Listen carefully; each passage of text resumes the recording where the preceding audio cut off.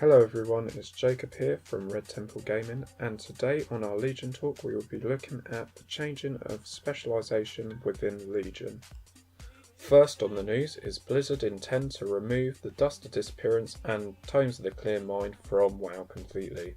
Now in the current build of Warlords of Draenor, to change a talent you would have to go to a vendor and buy either a Dust of Disappearance or Tome of the Clear Mind. Use that on your talent to remove the talent and then learn a new talent. Now, in the current builds of Alpha and how it's probably intended to go live on Legion, is there are no such items anymore and you can just freely swap in and between talents when you're out of combat.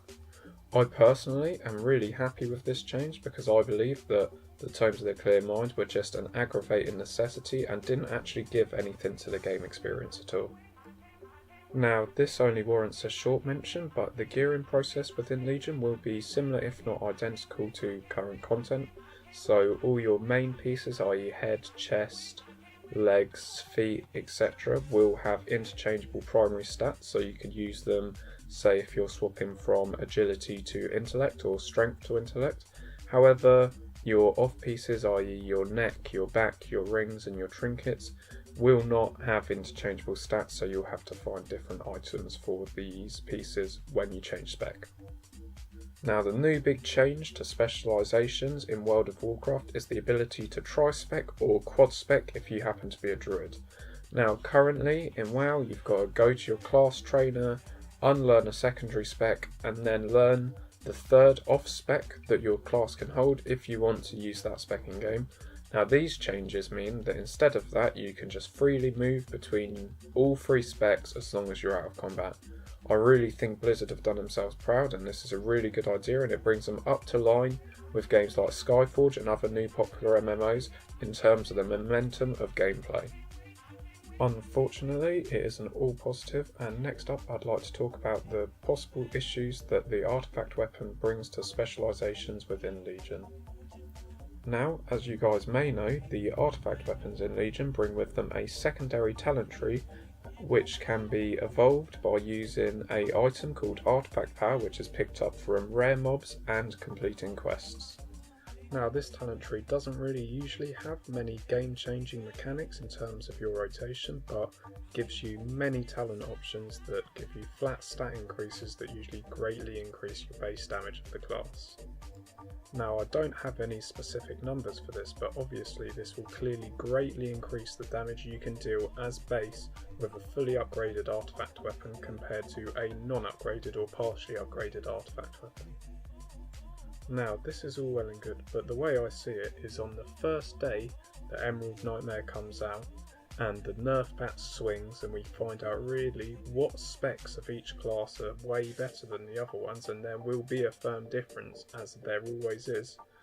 I can imagine seeing classes where people have picked, let's say for example, Affliction Warlock, and Affliction Warlock's really bad. They will not be viable to be taken to raids as a progression raider, because someone that picked Destruction as their main spec will do far better single target damage, and without the weeks and weeks of grind that someone would have to put in to upgrade their Affliction artifact weapon, they will just not do the base damage that's necessary to clear their content.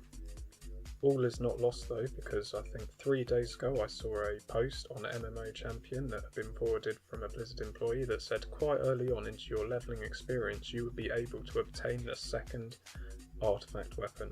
However, I do not think it addresses the issue of people being forced to fully upgrade their artifact weapon and the difference in power between a fully upgraded and a not fully upgraded artifact weapon.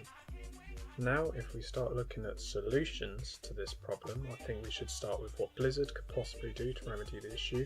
Obviously, the first thing they could do, and the most important, would be to truly balance numbers between classes and specs. Obviously, that's absolutely impossible, so we can completely rule that one out entirely.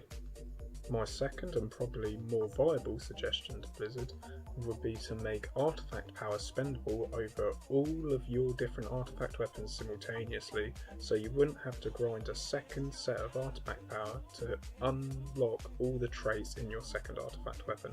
Now, I think this would completely resolve the issue.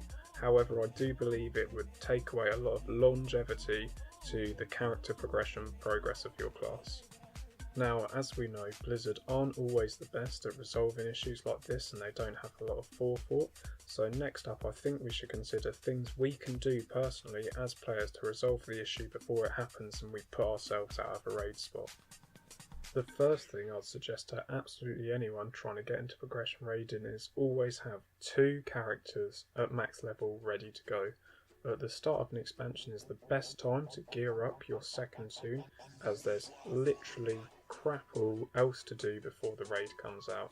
And this way, either way, whichever class is better, you'll have a class that's probably quite good at DPS ready for the first week of the expansion.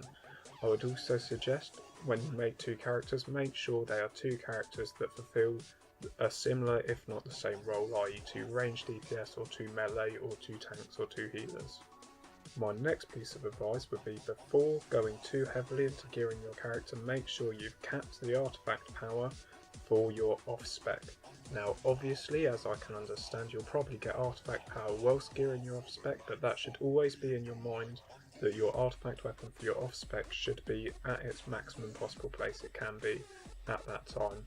This will help you be ready to swap specs straight away and be ready for it if the balancing asks you to do so. Now that pretty much wraps it up for this video. If you did find this helpful at all, please like and subscribe and whatever below. You know, I'm going to try and start pushing out videos quite often, hopefully 1 a day if not more, if not 5 a week or something like that. So yeah, please do subscribe if you want to see more of this. I'll probably leave the video of me pew-pewing till the end, so have a good day guys, catch you in the next one.